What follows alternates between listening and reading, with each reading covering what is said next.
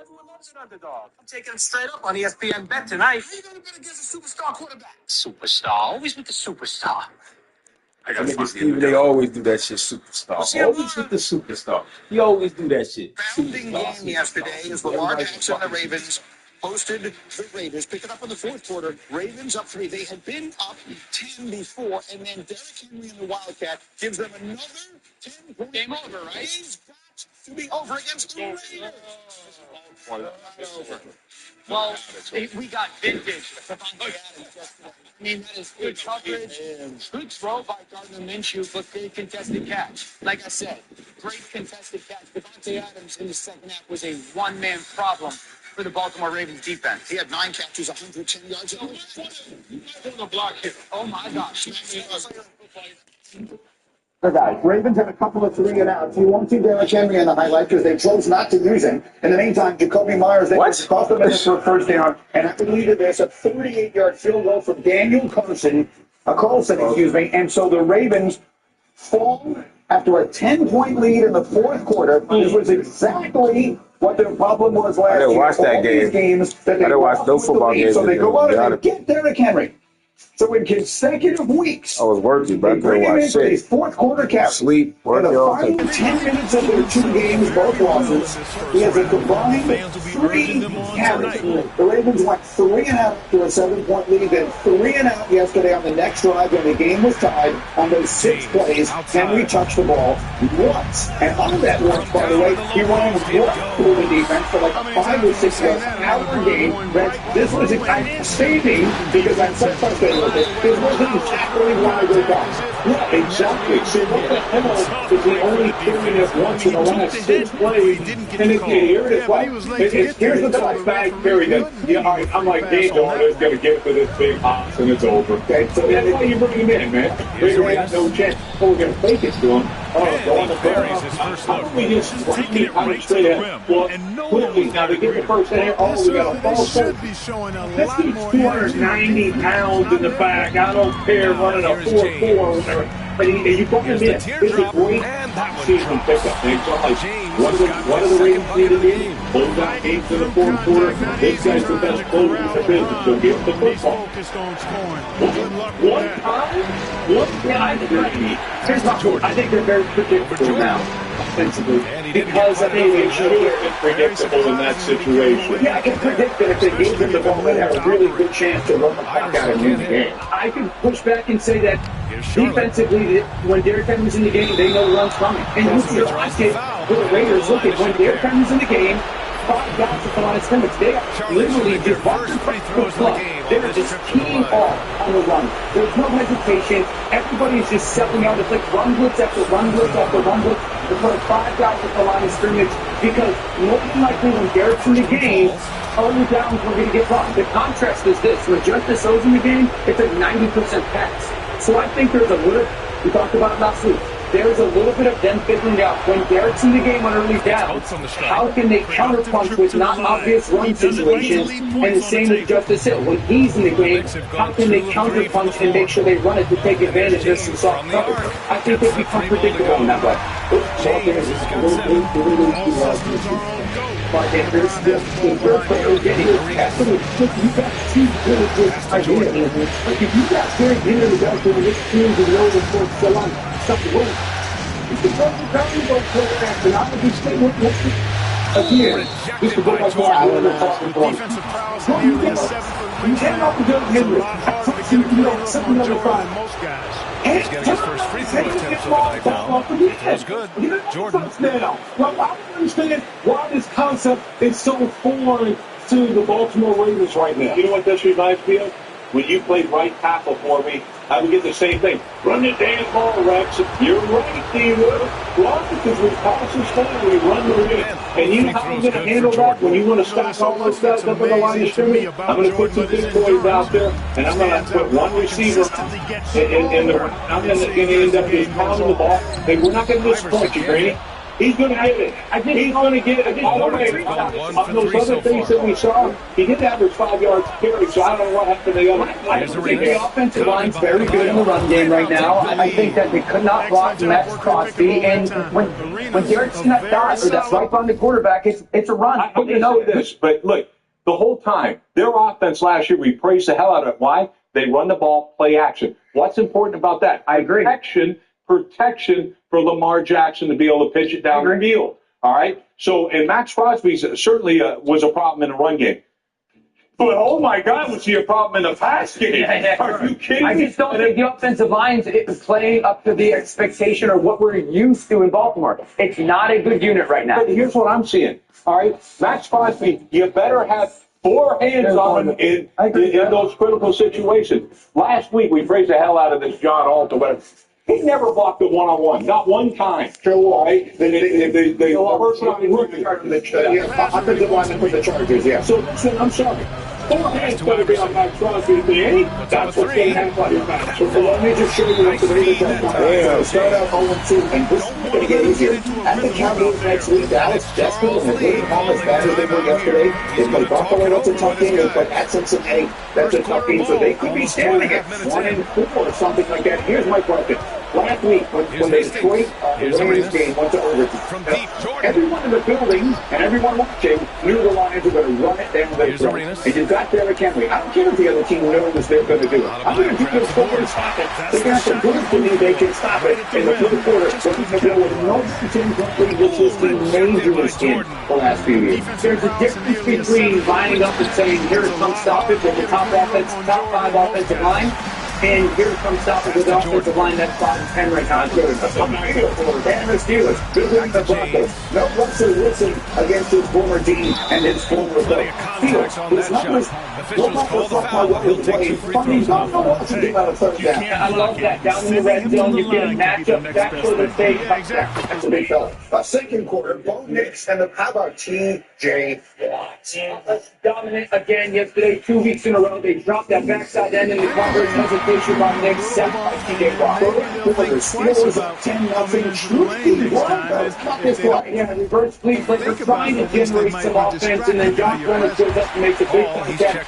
Gives this offense like this is like with the one thing Bo Nix can still do his thing. We're witnessing extended greatness. Now here's Anthony. Yet to see a basket. Here's Abdul-Jabbar. September 17th on FX. Screen that. Not do. Down in the red zone. Let's take points off. Look at his feet falling back. This is the first team. Massive points off the board against his Pittsburgh Steelers defense. Henry Trice Jr. with the interception. Steelers went at 13-6. They haven't scored a lot of points, but they're 2-0. Justin Fields is playing better than his numbers. If you watch the game, I'll let Dan and the other players speak to that. But the average release much quicker than last year. He's actually the only quarterback this year to complete all his passes when getting the ball out in under 2.5 seconds. Playbook has been limited. He's thrown just 9 passes over 10 yards. That's the fewest of any quarterback who's played 2 games for 2 points. So the question is, as you watch that, is there any question that at least for the run, Justin Fields is the quarterback of the Pittsburgh Steelers? I'm going to change anything. Like Justin Fields. Now, I know he makes it look easy, but it takes incredible physical tools to pull that off. Athleticism and explosion. Yes, indeed. Let's just call him ladder climber. Once again, an explosive highlight on the AT&T 5G Slam Cam. And the next witness possession here, following the bucket by the Hornets. But some of these players like Justin Fields, this team is getting better and better and better. I'm not changing the quarterback at all. He did like a 50-yard pass on a dead run to Pickens that gets pulled back because of an offensive penalty, so it doesn't show up in the stats. But that was a spectacular play and really good illustration of just how much One, he's become very comfortable this year. And then 2, don't let the stats fool you when it comes to 13 points scored or whatever. They could have had easily 20 plus if not not for 3 flags on their offense. This is the real green you're talking about. Putting speed on to switching to the right. That's an absolute have led to tons of turnovers. This is a touchdown pass to George Pickens that gets waved off because a little bit of a ticky-tack offensive pass interference. Then he's take a shot versus the newly paid Patrick Surtain. That ball's perfectly thrown to George Pickens downfield. So they're looking at 2 touchdowns in that situation, probably another 100 or so yards and 20-plus points. I don't think it's an easy. Let's go! And I think the biggest thing is he's shown what was the biggest issue that we talked about this offseason in relation to Justin in his playing style. He's getting ball out. He's not hurting his football team. He's playing to the strength of how they want to be identity and defense-wise. I think they can play that. Yeah, he was sacked, I think, twice against George. But here's what I know about that. All right, he's a day winner. He's 6-2 over his last 8 games as a starter. All right, so he finds a way to get it done. I said last week ago, he came in the league as a better athlete than quarterback. He's closing that gap a little bit as a quarterback. Yeah, I'm not going to fence this guy. No. I got a perfect situation in Pittsburgh. If I'm the Steelers, I got Russell Wilson behind him. If something happens, you know, so I don't know. I tell you what, this kid, I've been impressed with him. I've been impressed with the whole offense. And then like, they sneak, they don't score any points. Yeah, they win games. They're running the ball, they're winning games. Yeah, they might charge next week. Really interesting matchup of 2-0 AFC teams the people didn't see coming will be the Chargers at Pittsburgh next week. Quick final thought. The Steelers have an identity with Justin Fields.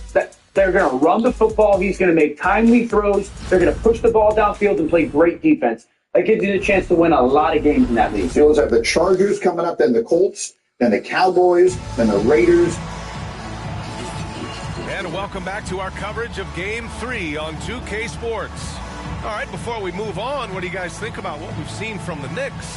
Well, clearly they played well in the first period because of their selfless attitude. Yeah, and you know, so many of their hoops came off an assist, which is a good sign of ball movement and sharing that ball.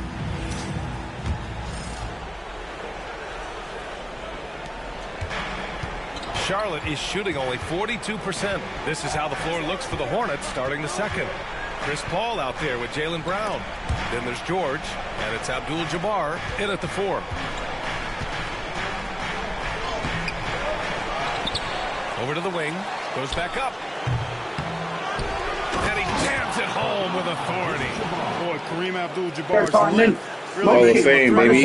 Play action. Help me win the nearest Cowboy 8,000 from there. You can't, because once again, this is it for offense, defense, walking touchdown. 21-6. Tawana had 180 total yards. Defense frustrated. Offense trying. Dak Prescott, CD Lamb. This is going to be CD's first touchdown of the season. Yeah, this is the connection one-on-one. Dak Prescott will out-route the CD Lamb court back lane by the Saints, and this offense gets something generated in that second quarter. So it's 21-13, but then they just defensively had no answer for Kamara. Look at the line. It's completely displaced against that front. Kamara will score 4 touchdowns, Saints up 28-13. Paramount, we're still in the first half. 90 seconds left in the second quarter, and here's trouble. They put this on Dak Prescott. He throws the ball basically at the face mask of his wide receiver, slips, falls down, cut it to him there, make the play, and then falls to the Devo, gets the pick. Run after the catch, run after the interception to set them up for another score opportunity. And they will take advantage. We're under a minute to go in the half. Saints looking to grab the lead, 2nd and 10. How about this catch from Chris Olave down by the goal? That's where he's lined up. Split, leverage, seams inside, got 2 way to go. Jason Carter's a outside, and a gratefully extended catch by Olave. We're still in the first half. Derek Carr punches it in the final minute. It's 35-13. The final score 44-19. The Saints in a laugh. And speaking of laughing, Stephen A. had some fun. To go in the second. Lever passes to Malone. Here's Lever. He's guarded by Paul. Count that one. Lever's got 4 points this quarter. And you know Coach loves seeing his offense operate at this level. Great passing out there. straight baskets resulting from assists. They're playing as one unit out there. So it's both teams making substitutions here. So funny. It was just you know what it is. I know, and yet it is. It's like a movie you've seen 100 times, and yet the one is so good that it still makes you laugh. Okay, let's say they won 16 straight at home. That is a good regular season stat to be true, because Green Bay is still running the ball from that playoff loss last year, and now it picks up right where it left off. So he spent all the afternoon running on Sunday night. Oh, Mike Zimmer, he has changed this Dallas defense. Maybe not so much. Yeah, no, and when you go back, he was brought in, you would say, he was brought in to stop the West Coast style of offense against every team in the NFC, right? Okay, and we were praising for the one game. Now, this team was literally two backup tackles with Cleveland and all that, and then we're going to call him, we're going to say Mike Zimmer's buddy Ryan. All right, he ain't Rex Ryan. I'll tell you something that's concerning to me. The last 2 years that Mike Zimmer was coach in Minnesota, they ranked 29th in total defense. The last 2 years. So if you think he's damn buddy Ryan, he ain't, you know, Rex Ryan or That's going up against the defense. Okay, here we go. So, Dan, I want to give you credit. I will pat you on the back so you don't have to do it. You said that seat on Thursday, and you told me this new offense is exactly what the Cowboys have to do. Have they made the changes and adjustments to be able to stop it, and we got the answer? Absolutely not. So, two teams yesterday announced to the NFC that they are here to play this year. Minnesota being one, New Orleans Saints being two. They are three. Here's the issue with the Dallas Cowboys. The spine of this defense is weak. They're weak in the interior defensive line, and they're weak at the linebacker position when they're playing against teams like this. Shrink their split down, get under center, motion play action. There's the shrunk split. Here comes the motion. Ball's going to get snapped right when he's there. You're going to get the play action. Second level defense is going to get sucked up. That pass rush has got 7 or 8 guys pass protecting. This is an easy throw for Derek Carr against the crossers. Every one of these, you're going to see the defender tripling that receiver. There it is. Shrunk down splits again. Watch the motion. Ball's going to get snapped right when it's behind Derek Carr. Play action. Now you're displacing people horizontally and displacing people vertically. Look at the pocket for Derek Carr. There's 8 guys in protection, only 4 rushers. Derek Carr's tough, better Shaheed speed.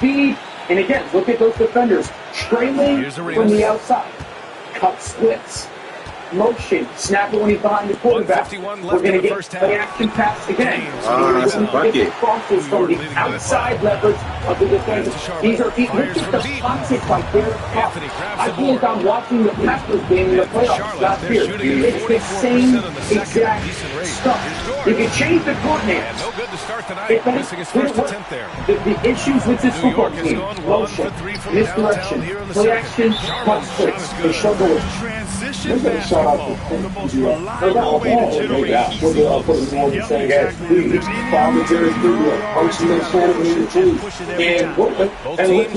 Look right here. I mean, just pounded. They just pounded Alvin Kamara gets that big Dallas Cowboys defense, and we're able to impose him and run the ball again. What is it set up? So everything. It's on the action back. They're not Here's Abdul-Jabbar. And he gets it to go. 4 for 6 so far. Kevin Bay runs it. That's 6 right there. New York has gone 3 of 5 from the perimeter in this game. The answer to the question was, bad sign is underlying bad sign. Well, yeah, it's a bad sign, but I thought it was just a bad game. But I mean, look, I mean, you're right. He was 100% right. Run the football such a limit. Why is Derek Carr so clean in the pocket when you've got 2 of the best pass rushers in the league? Why does it put them on? And they have to. And they're getting 7 or 8 guys blocking them. I'll see before you're stopping anybody. Okay, to me, we got basically Brad Kendricks who's going to run this Mike Zimmer defense. He knows it. We're bringing a true linebacker in, all that. Well, guess what? You still got the tail whip. And to me, that's a concern. But I'm like, He'll head to the line to shoot 2. too much out. They do. I mean, this team really, in my opinion, the last 3 years has been as talented a football team as there is in the National Football League. But you know what, Rose? To me, this defense is built to play with the league. They are. That's what there's no denying he's supposed to back. Michael Parsons wants to run the back. He wants to be slick, hammered, and blood in the run. That's his first foul of the game. You got a team that can jump The in defense wasn't established. Yeah, it looks like you got to earn the right, guys. You got to earn the right to rush the passer. Off the inbound pass. And so that means you got to play your net and build it and stop it being Check how many yards they got before contact. Sam, I guarantee you it's probably like they average 4 yards per carry before contact. This isn't. They struggle at the point of contact between tackle and tackle to hold up against the run game. That's exactly what they do. And it's what they did last year. That's how I was able to tell you on Thursday. They are going to struggle schematically against a team like the Saints. Emo put it on the screen. I couldn't understand. He was trying to say it in my ear, but I couldn't make out the words. So just put it on Dan's answer on the screen. Here's the point, Dan, that you were making that I think needs to be made here. The Cowboys have had great talent over the last few years. They've turned it into 12 wins a year, which is great. Almost no playoff success, we understand. Right. But it hasn't gotten better. We talked about it all summer long. All these other teams in the NFC got better, Dan. The Cowboys didn't. They just got more expensive. They just paid the same people more money to do the same job. But Dak and CD can't play better than they played last year. And that's why week one, everyone's like Super Bowl contender. They were fine. It was a mature performance. If you watch their offense, they can't throw the ball downfield. The only person that's a reliable threat now that Ferguson hurt is CD Lamb. They don't have really a scary option outside of that. The offensive line was not very good yesterday. Both young players showed to be young. And then their defense is 2 or 3 stars. And that's about it. And that's going to be a problem when you play good football teams. And the Saints are a good football team. The Cowboys are an average team. And next week they get Baltimore, who will be desperate for a win, and maybe, just maybe, will run the ball. We'll talk about them in a minute. By the way, the number is 134. They had 134 yards before contact. Jeez. Greeny, guess what? It's the same thing that happened last year to this defense. It's not rocket science that you could sit there and go, the other teams that do it, they're going to do it well. That's the problem with their defense. Let me just ask something, all right? Maybe it's me. But is it okay just to sit back and take an ass whipping like they did? No. Shouldn't you like bring a safety off an edge? Something to stop the run, to disrupt the running game? I don't know. Why just take a butt kicking? Like, do something. You would have thought after the Green Bay game, like, oh, we got made a shot. Shouldn't you have that in your bag of tricks? In the next months, they have the Ravens, they have the Steelers, they have the Lions, they have the 49ers. Those are teams that are going to run the ball at them. We'll see how it goes. Physical with And thanks for sticking with us as this round 1 game continues.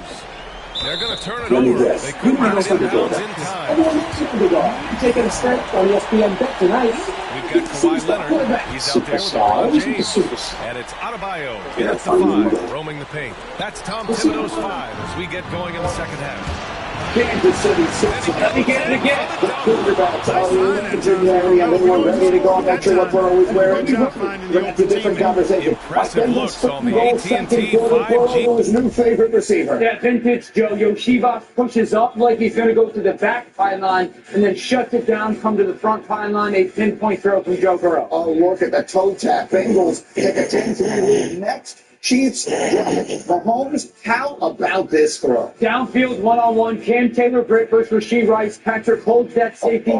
You cannot throw that football on a line better than Patrick Mahomes. Oh, Rasheed Rice, spectacular. Tay loves it. We're tied up at 10. Early third quarter. Chiefs down 16-10. D1, big fella.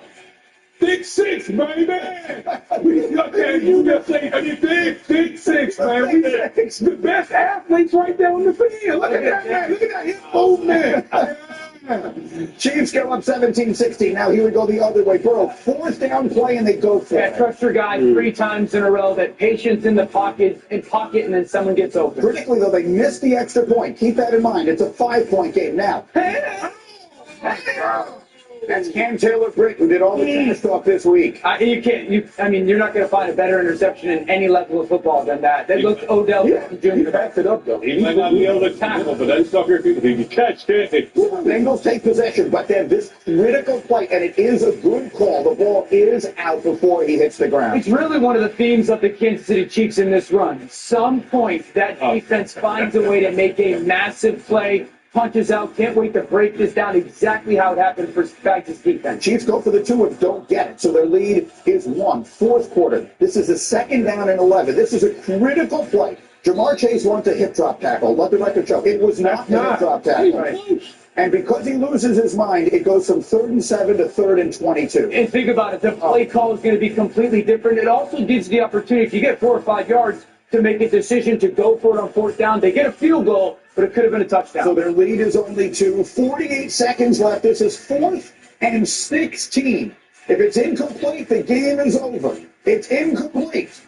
The game isn't over. Flag comes in late. Dan, pass interference. Pass interference, and clearly pass interference. It states that the game comes down to that, but it's not on the officials. That is an obvious pass interference, and the flag has to get thrown. We'll get everyone's opinion on that in a minute, but it leads to this from 3 seconds left and 51 yards. Yeah, Harrison Butker, was there ever a doubt? 51 yards, and it's good. And Mahomes did just enough. Burrow, he was brilliant, but it wasn't enough. After the game, Joe Cool, talk. It's nice being back playing ball, but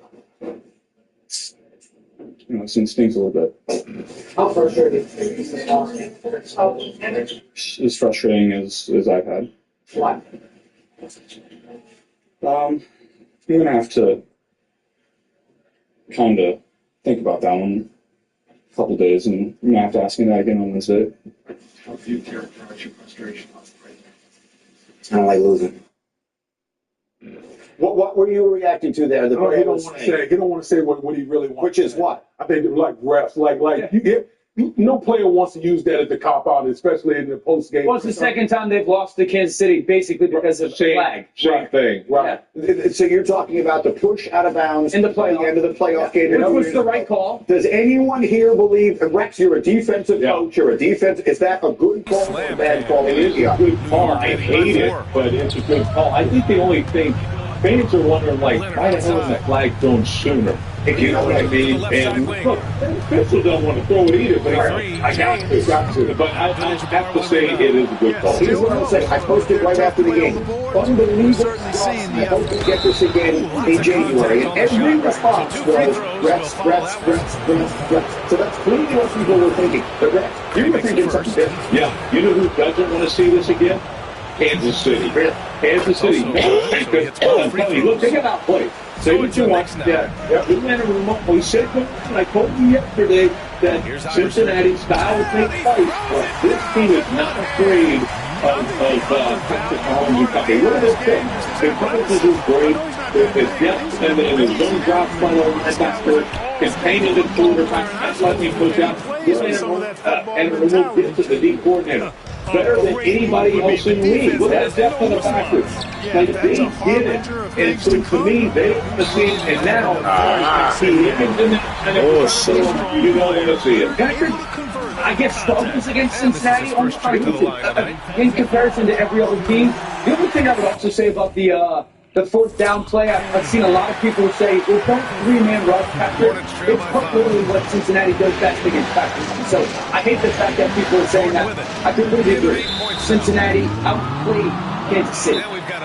The downside is you outplayed them, and you have the chance to win it, and both your best players had red zone opportunities to do it, and they didn't get it done. And that's the downside. This is 2nd down early in the game. Jamar Chase on slant. For $150 million, you want Jamar Chase to make that catch. I would credit Kansas City defensively. I think that's McDuffie getting a hand in there. But I want my superstar to make that play. And then this one was shocking. Look at the space up top that Joe Burrow can go wild. 2nd down, when he goes to make the throw, bang, bang, it's not there. I think if he runs, he might score. Those things drops, they kick field goals instead of touchdowns. In many ways, the difference in the game. Almost said exactly that in the run. He said, I think if Burrow takes off the run, he probably scores. It's a weird game. Also, remember, the misexecution leads to a bunch of things. The misexecution leads to the Chiefs going for 2. And all the things that probably wouldn't have happened otherwise, which is why the point differential winds up being 1. But do you agree? If these teams see each other, I know that the Chiefs are not being 3 straight games. It was the next rivalry in the sport right now. If they face each other again, the Bengals definitely think they can beat. The Bengals, listen, I think a lot of times, a lot of teams scared of going to Arrowhead, except the Cincinnati Bengals. They've been the team that